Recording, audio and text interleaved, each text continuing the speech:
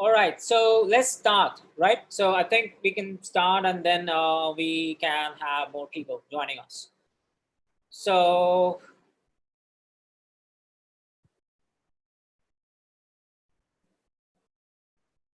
all right, so let me share my screen.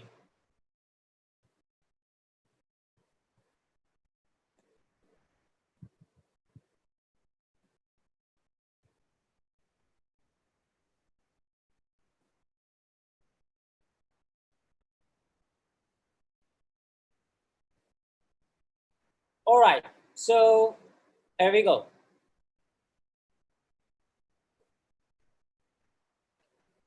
So for those people who are yet not that familiar with Rax, Rax is the next generation literature survey and analysis tool. It is primarily meant for critically examining and doing literature survey, which means all the research papers that you have to read all through your research lifetime, whether you're a PhD student or a faculty, doesn't matter. You have to keep papers and keep critically examining research papers, because research papers are the beginning point, at the starting point of your research opportunities that, or the contributions that you would be doing, right? So today what we are going to do is we are going to uh, focus primarily on a very, very important and very difficult problem. All of us, doesn't matter where we are, what kind of research we do, this is a kind of problem that almost all of us face. And essentially, that is how to quickly recap and revisit papers. And that too, the twist is, this is where the surprise is for those people who are yet to know what Rax is, how to do that without remembering anything. So, so before anything else, customary, I always tell people there's one thing, that every good people that you're reading is going to be an amazing research opportunity, and you really have to stay absolutely focused. And at the same time, uh, you cannot afford to miss out on the gaps. That are there in whenever you're reading a very good paper. So because those gaps are going to be the most significant gaps, if you can identify, if you can discover them very quickly, and the quicker you are to latch onto those gaps, the faster you will be in terms of coming up with new ideas, right? So now the problem that we all face is that there's so much to remember. Like, we are reading papers, many of those papers are coming from your supervisor, your faculties. Many papers would come, on Twitter. These days, a lot of papers we get from Twitter or from other kind of platforms, maybe ResearchGate or so on. And many times you might also be getting a lot of papers, you're finding papers on discovery platforms like Google Scholar and so on and so forth.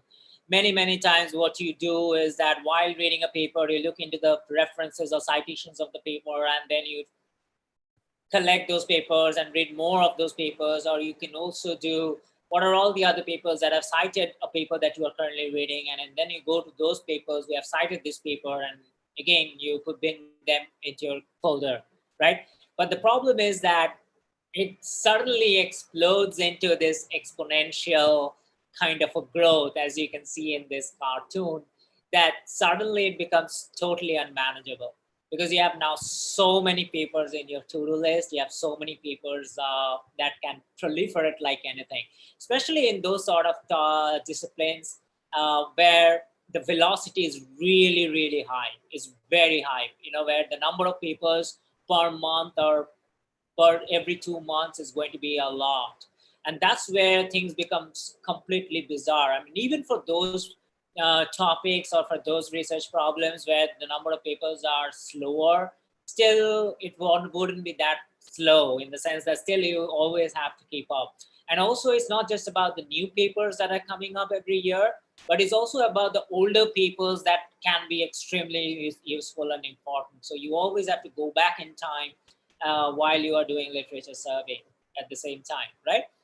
So there's the bottom of the problem. The problem essentially comes up with this: like, there's so much to remember, right? So the biggest problem when it comes to remembering things, because you will be reading papers, and the more you remember, the more you forget. And when I'm saying forgetting, I don't really mean by forgetting the paper, everything about the paper. You would definitely be able to remember the outline and the main idea of the paper, probably.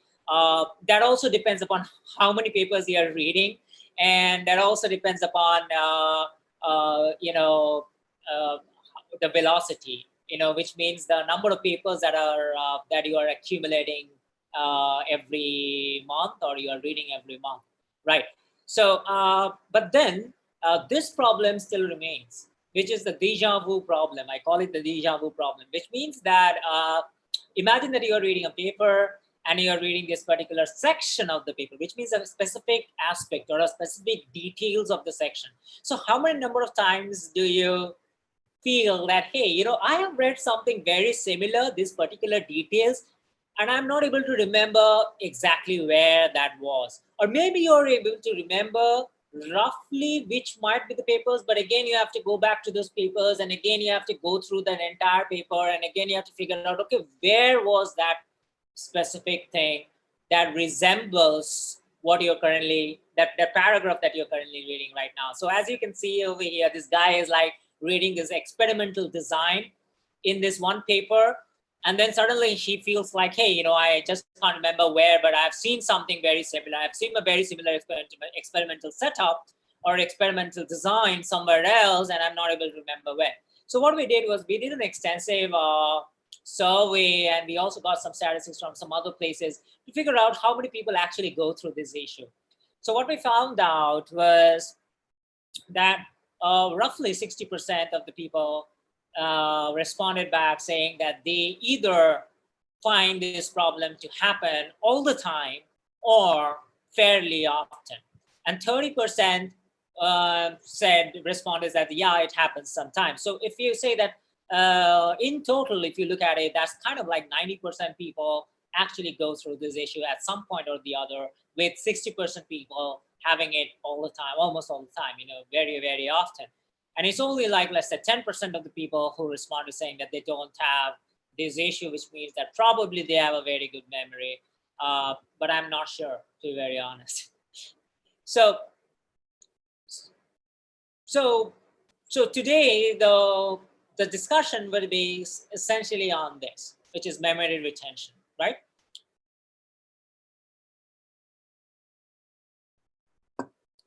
So one major reason why literature analysis can be mind-boggling is essentially memory retention. And the problem is that we are in a constant mode when we are doing literature survey at whatever stage of research we are in.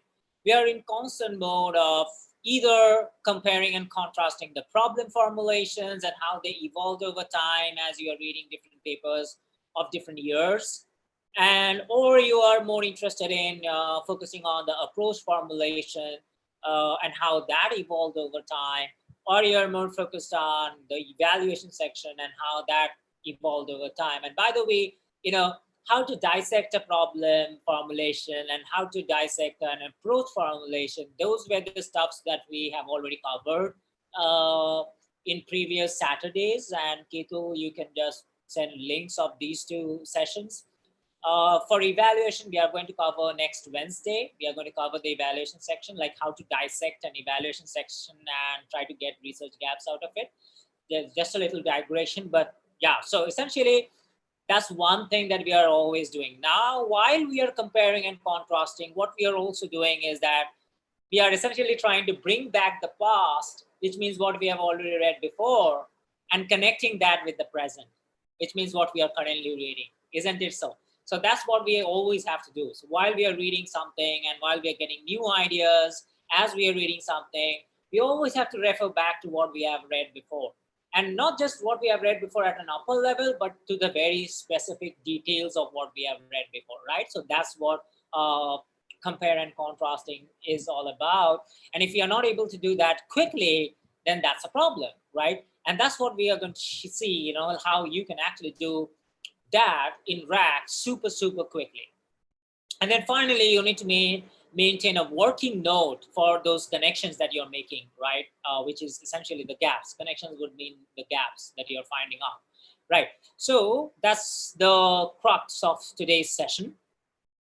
Now, this is, I guess we are familiar with this situation that happens all the time with us. So you wake up and you feel like, yeah, I'm missing out on something. I'm not able to remember this thing or that thing. So essentially, the memory problem, retaining what you have already observed with what you have done before. It happens all through the time, and you're always on this constant thing that, hey, am I missing out on something, or did I, or am I connecting every single dot that I'm supposed to connect, or am I missing out on some connections that that otherwise I should have connected, right? So that's kind of like the scenario. So what I'm going to do is, before going to the next point, I'm going to show you through Rax how you can solve the first part of today's discussion. Okay. So what we are going to do is, by the way, I'm going to make this session real quick today so that I can take a lot of questions and discuss how you do compare and contrasting, what kind of issues you are facing, so that I can specifically go to each single person right today and try to figure out, how I might help you on a one-on-one basis, right? So for those people who are yet to find Rax, this is the website. It's not a installable software, so it's just an online platform. So you just type in Raxter.io on your web browser and you get to this landing page. And it's a very simple sign up process. You can either sign up over here, or what you can do is you can just put your email and sign up. Only the email and sign up. It's as simple as that, right? So once you sign up and then you log in, later on you can come back and you can log in. The login process is very, very simple. And when you log in, what happens is that you enter into your project space. So this is your project space. So a project space means that all the research projects that you are currently working on, or those projects that you have already worked on maybe, and or the projects that you have abandoned.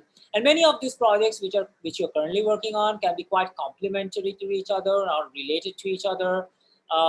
Some of the projects you can specifically work with some people like collaborators. Some of the projects you can just work solo, depending upon what stage of the project you are, or whether you really need a collaborator or not.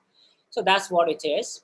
And you can create new projects over here by creating new projects. And whenever you create a project, the basic structure of a project is something like this, that inside a project you have these literature, which is essentially a reading list. Like, this is your starting point. This is the basis. This is the core of Rax, right? Because Rax is all about literature survey and literature analysis. So this is where your reading list is. So your reading list means that all the papers that you're currently reading, all the papers that you've already read before, and you would want to revisit and recap, and all the papers that you you are about to read, which is in your to-do list, right? So let me go and walk into a particular paper and show you how you might want to do a quick comparison. So imagine that I'm reading this paper. So this is my current now. This is my current moment. I'm currently reading this paper, right?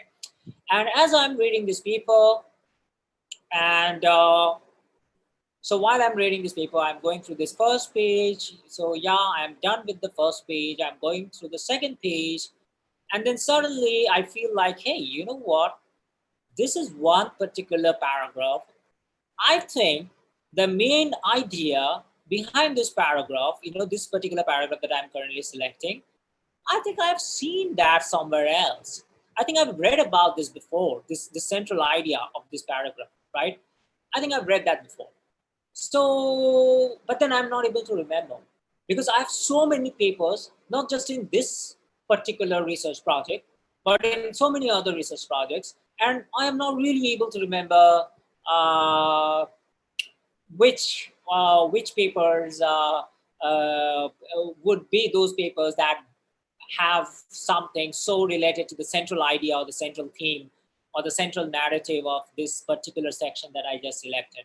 So what I do is inside Rax, I just select on that particular section, which you think that is the crux. And then the moment I select, this pops up, this thing pops up. So it's called the context menu.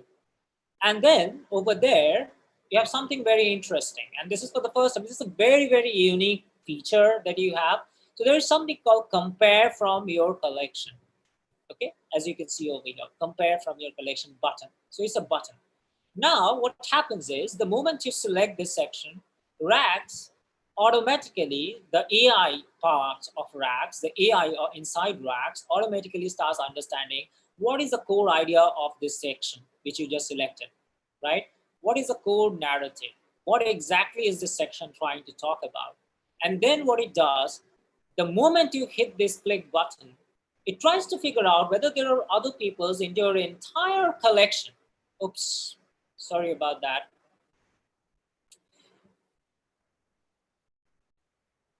I guess something odd happened. So yeah, so it looks into your entire collection and it tries to figure out whether, oops, I hope everything is going okay. Okay, maybe it's some server issues as of now, or maybe it has something to do with my front end, my own web browser. So let me just check it out if it's happening, what exactly is going wrong over here.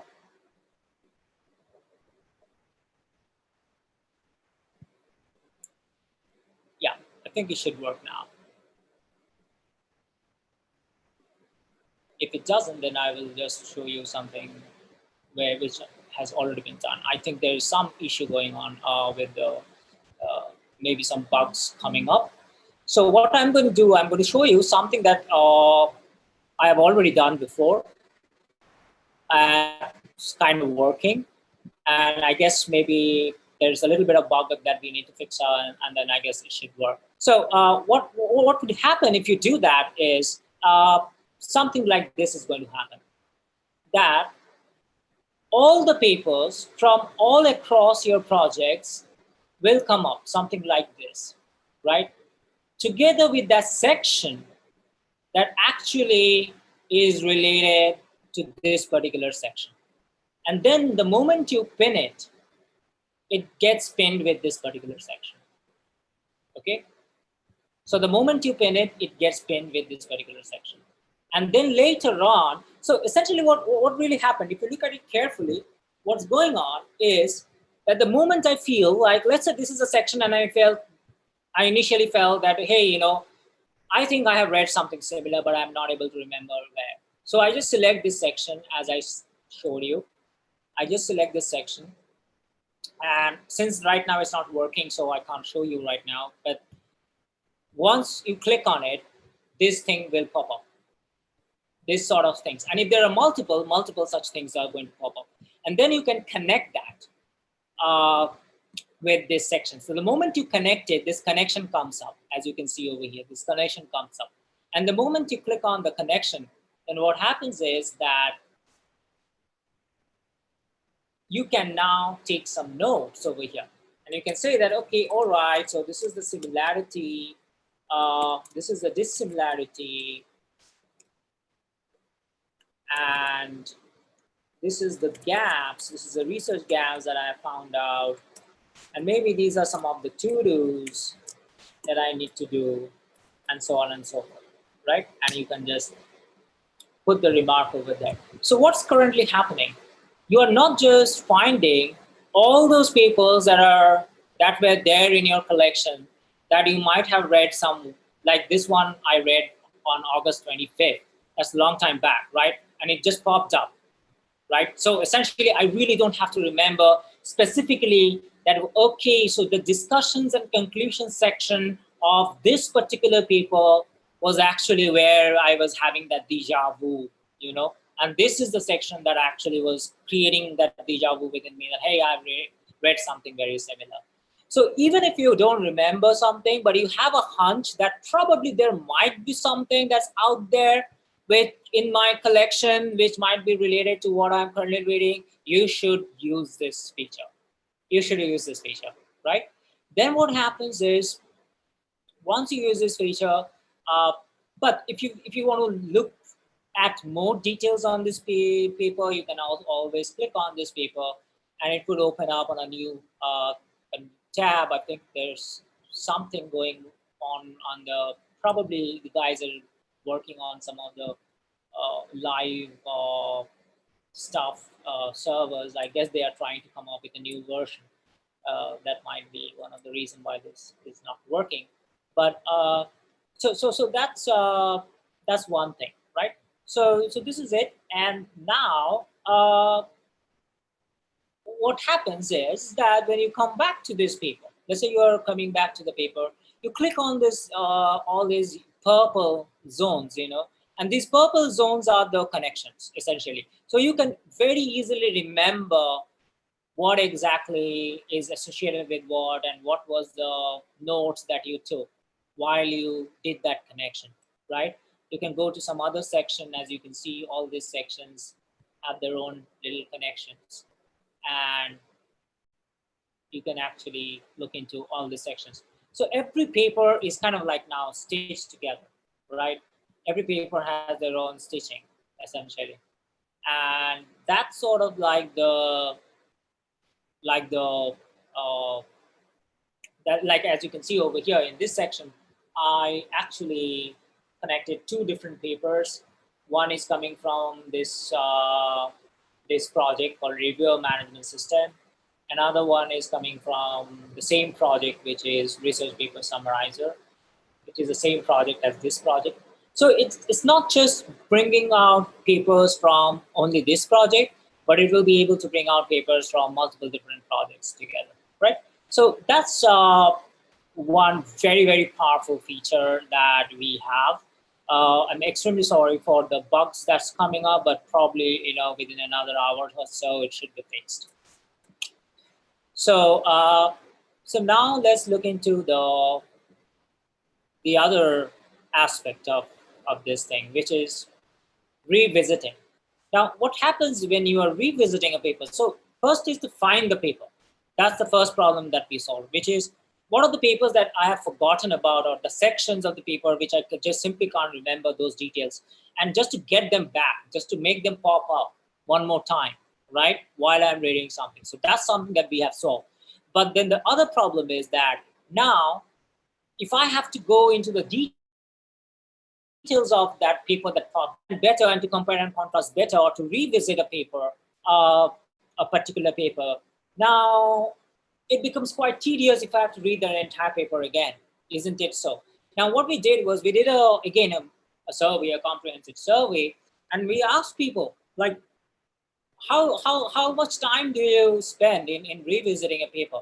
And you see that except for a few people, like let's say 20 plus 12, that's like 32% of the people who would be able to do it in 10 minutes. But the remaining people, in remaining entire months, the majority would take a lot of time actually to even revisit certain things. Now, what we felt was that revisiting should not take much time, and you should be able to very quickly revisit and recap when you are kind of going into the details of a particular paper which you have read, let's say 2 months back, or let's say 5 months back. So what we did was, we came up with this another feature called review. It's called Key Insights. So what happens in Key Insights is, whenever you have a paper, let's say this one paper that I was working on. So whenever you have a paper, you can look into the key insights of the paper. So let's say that I wanted to figure out what a particular paper is, let's say, and I don't really have the time. This is a paper I'm revisiting. Imagine that this is the paper. This is the paper that I am revisiting, right? So after 5 months or after 2 months, I come back to this paper, or this paper popped up. like, or maybe this is one paper, okay, and this is one paper, and this popped up, and I want to revisit this paper quickly, and then come back to this paper again, and continue reading this paper or continue evaluating this paper. So I just want to quickly go into this particular paper and come back to this paper, right? So imagine that is a scenario. So what you can do right now is, instead of going through the entire paper, I can go to the key insights of this paper. So then what I can do, whatever is more interesting to me, like let's say that if the methodology is what I really want to recap and revisit, I would just go to the methodology section, and I would just go into the most important methodological aspects of this paper, and I will be done with. That's it. So I only read the methodological section in details. If I want to read the details, if I want to read it, if I don't have that much time, then I can just hide the details over here for approach. And then I only read very quickly. I only get a few of the methodologies that's out there, right? And I just go through them and just focus on that, and then come back to this paper and continue with this paper, right? Or let's say that I am more interested in the research uh, data usage of this paper. Or rather, let's say that this one came from the methodology section, right? This section comes from the methodology section, 2.2, section 2.2. So I would rather want to look into the methodology. Whereas if you look at this particular paper, it came from 5.5, and that's kind of results. It talks about baseline, so it's about the results. So I might want to go into this particular paper just quickly. And what I would do is I go to the key insights, and then what I will do is just takes a few seconds to generate the key insights, because it's kind of like reads the entire paper for you. Let's see if it loads properly or not. Okay, it's loaded properly. So yeah, then what I would do, I would just go to the research outcome and just start reading that, or I would just go into the observation, or start reading that, right? So that would give me a clear, very, very quickly, I can revisit and recap what exactly matters for this particular paper, and then come back to this paper and then keep reading. That's another fantastic way in which, while you're reading something, some paper pops up like a phoenix, and then you can actually go to that paper, and actually you can quickly go to the key insights, quickly read that specific aspect, which is essentially what is bothering you right now, what is relevant to this paper, which is this particular section, and then come back to the paper and then keep reading. So that's another very, very quick way in which you can to recap and revisit. Uh, and that's one new thing that we did over here, right? So that is what it is for the the thing. Otherwise, what happens usually is what I feel like is like the spaghetti spiral, which means that you keep revisiting something while you're reading something, and again you don't remember a lot of things over there, and again you keep revisiting something else while you are. So and it's a lot of times it just becomes a mess, especially if you are just dumping your papers in a particular folder, and you just really don't know how one paper is connected to the other paper. What exactly is that association, right? And you have to again reread those sections, and again you have to figure out what exactly is the connection.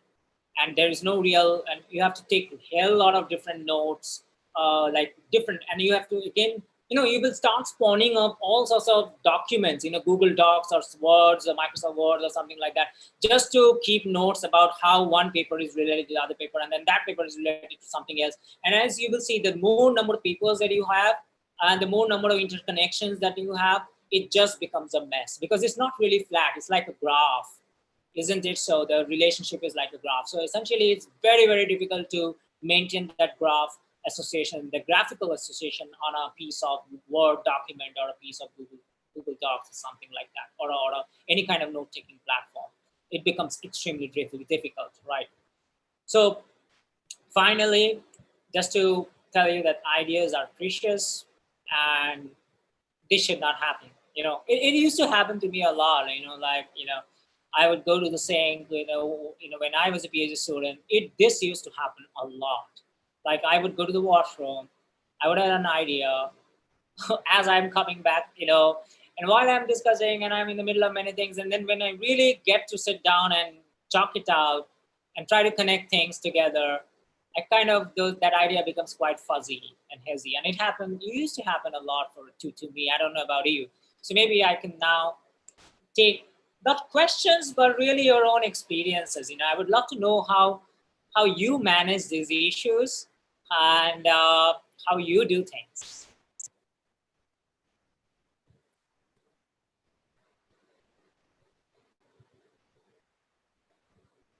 Okay, so one by one, if people can just come up with their own ways in which they actually do. Um, Let me just check out what everybody is doing. Uh, Let me just go to the chat and see what everybody has to say.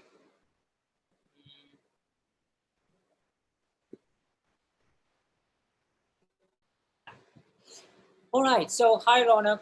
Nice to see you again. Hi, Lord. Lord Lena. Lena. Hi, Lena. Uh, uh, is this your first time, Lena? Hi, Opiniwa. How do you pronounce yourself? Oebole, or what's the first name? Oebole or Opiolowa? Okay, what you say? Hi, please does Rack sync with EndNote?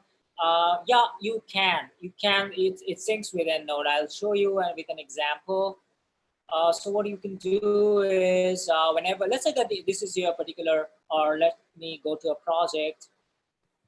Let's say this is a project and you want to upload all your entire reference list. So what you do is you go add literature over here, you click on that, and then over here you see an import from reference file, and then there's this EndNote XML file that EndNote maintains in the EndNote folder, and you can actually upload that and it could get uploaded.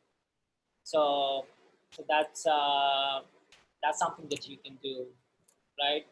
So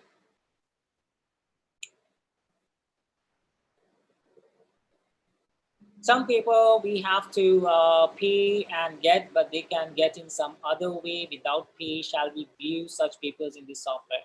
Well, if you don't have the rights uh, to a particular paper, but by the way, this is only for your own purpose, personal use until and unless you actually share it with your team. And if you're sharing with your team, you make sure that they have the rights as well. So, but anything that you get illegally, we would definitely not recommend you to put it up on this platform.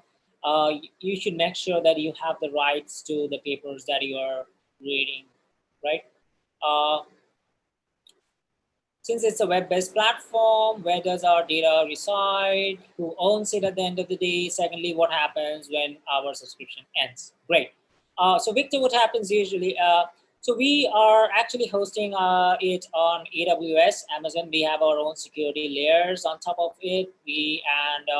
Every single person's data is private by default, and we have all sorts of other kind of security aspects that we standard SaaS security aspects that we maintain, including MD5 encryption and including all sorts of other layers that would be required to maintain that, like SSL and all, and that would be required to maintain security and privacy.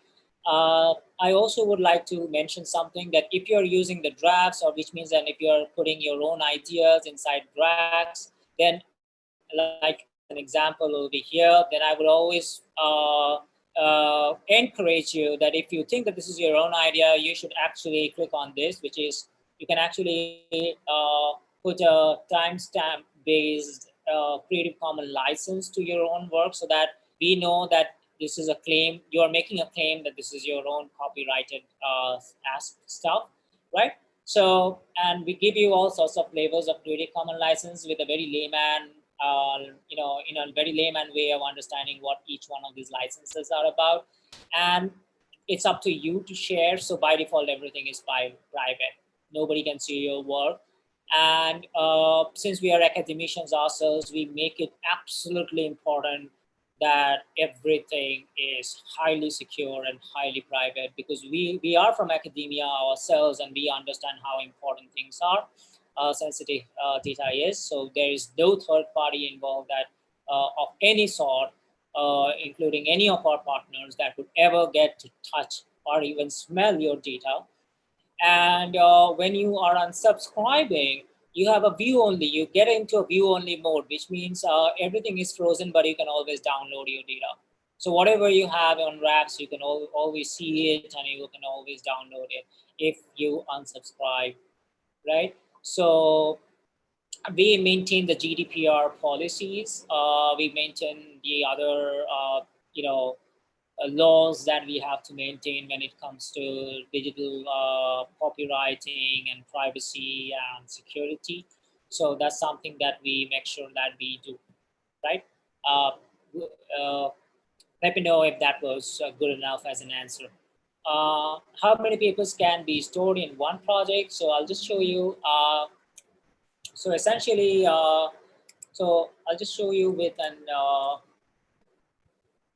the pricing page. So let me just show you this the special pricing of the student. So you just click on it and get the special pricing. You get to see the special pricing. So for the essentials, if you are doing it in solo mode, then you get 2 GB of storage.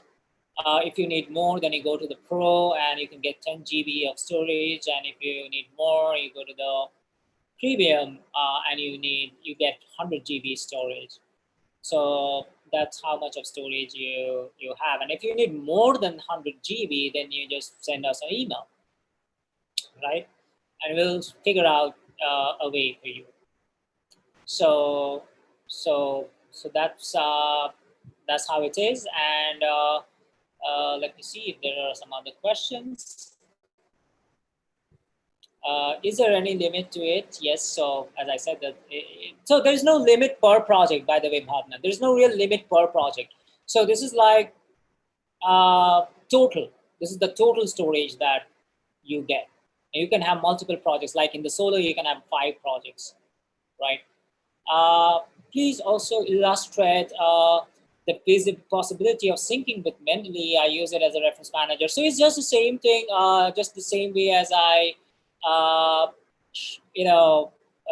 showed it to Oyebole. Please forgive me, Oyebole, if I'm pronouncing your name incorrectly. So you just add, and over there, you can also upload the .ris file or the .bib file. So Mendeley has the .ris file. Mendeley maintains the .ris file or .bib file as well. So you can upload that, right? So that's.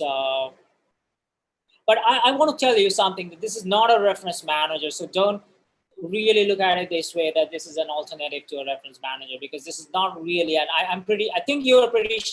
You got the point, especially with today's session, that this is not really a reference manager. Per year, any discount? So see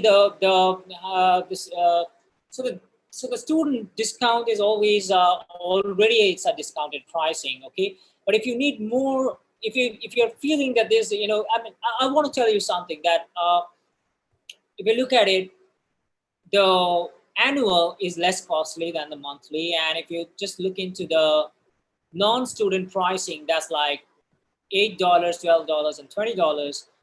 But the student is already discounted. So from 8, it becomes 5, 7.5, and 10. So in the premium, it's like just $10 as compared to $20.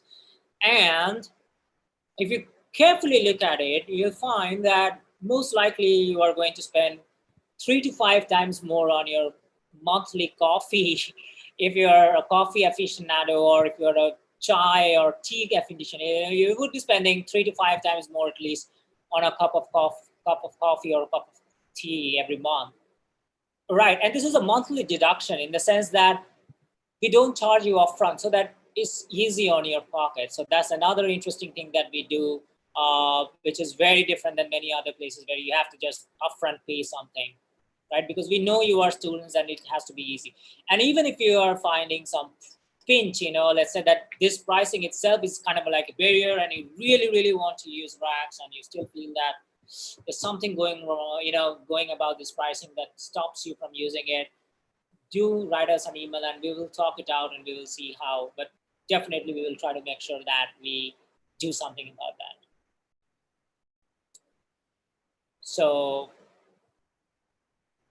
okay, what's the next question?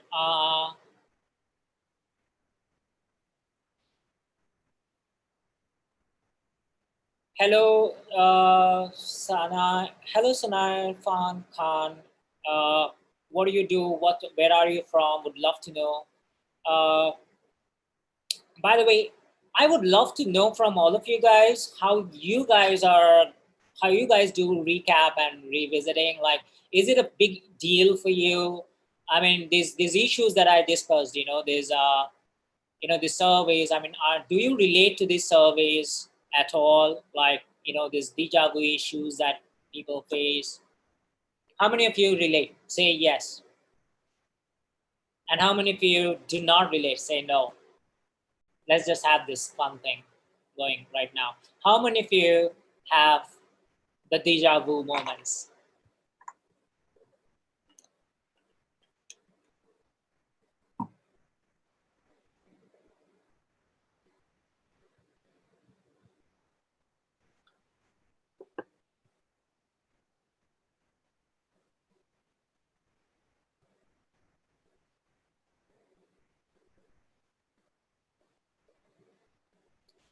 Okay, regarding the key insights, 5 key insights per month based on some randomly selected papers in our project. Random, I mean, are you going to select any paper that's just random?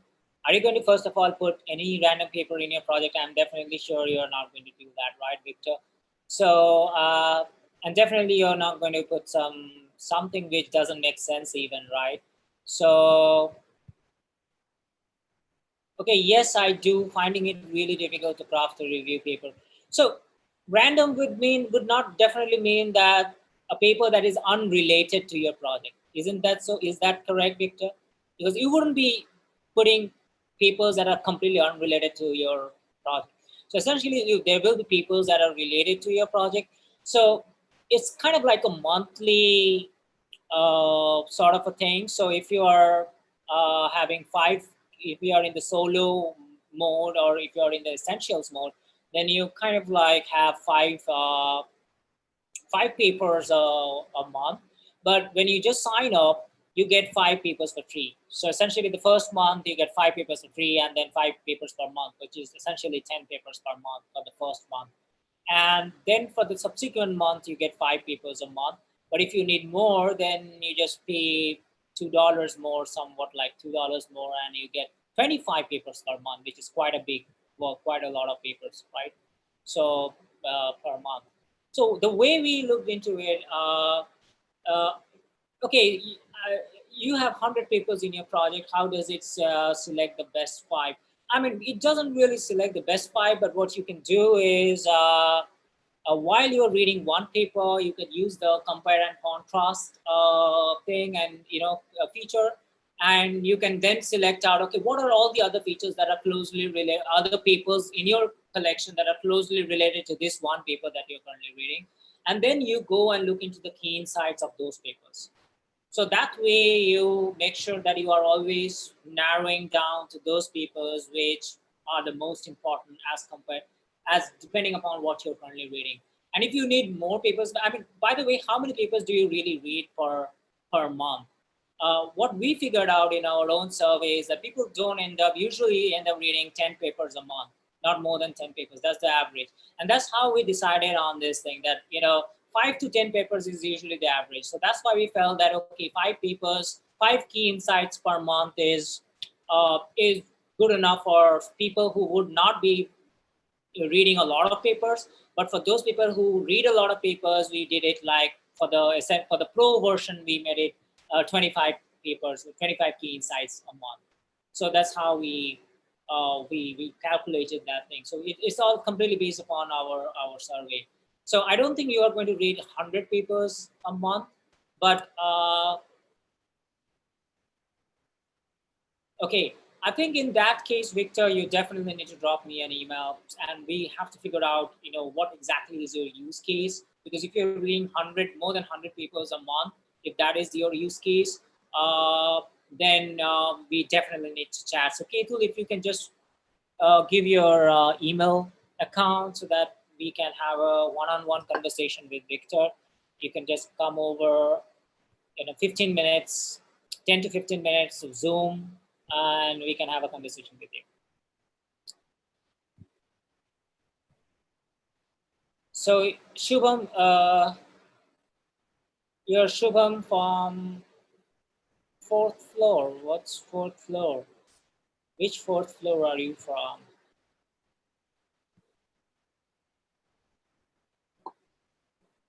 Uh, I don't. Probably I remember you, or I don't remember you. I'm not too sure about it. Okay.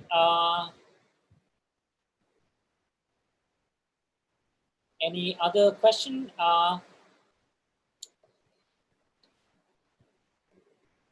Okay, I get the point. Just send us an email, Victor. Okay, so tell us something. Bhavna, Victor, Shubham, all of you. Do you have this deja vu issue? Like, do you have this issue that while you're reading a paper and you feel like, hey, I've read something before somewhere else, and I'm not really able to pinpoint which part of that paper, is related to this paper that I'm currently reading? Do you have that? Do you have that sort of a sensation?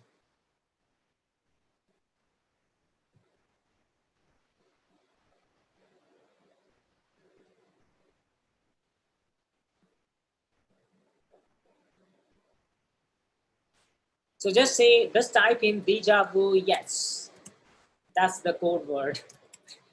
Let's type in deja vu. Yes.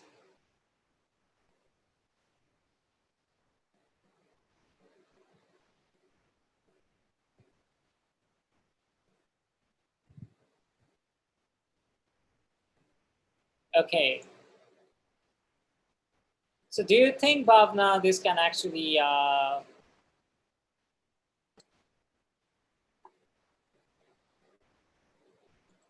I don't think we can do it on YouTube Live. I guess that's one issue, one problem. But definitely we will, when we talk on Zoom, I will see your desktop and I'll try to understand your keys. Definitely.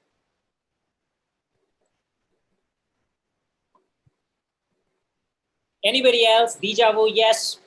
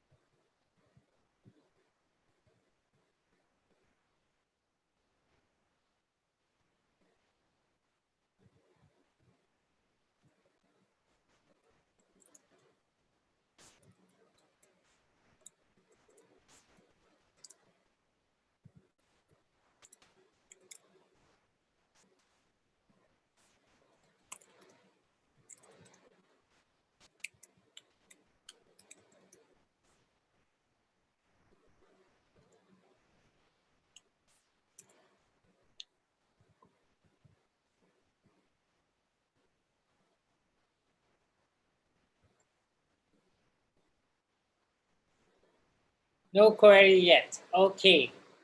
Okay, great. Okay, see you Vidya. So I guess this would be it. So just absorb this, and if you think that Rax can be useful to you, then show it around to your friends and your colleague and your supervisor. And we are coming up with a referral. referral code, a referral program where the more you show it around and the more other people sign up, you get discounts on it. So you get a discounted pricing on that as well. So we are going to start that very soon, so that we are trying to see how we can actually help you in making it even further cheaper. It's already cheaper, even further cheaper. So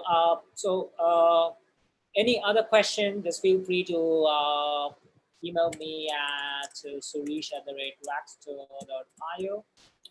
So till then, goodbye all of you, and stay very, very, very safe, right? Okay, bye-bye.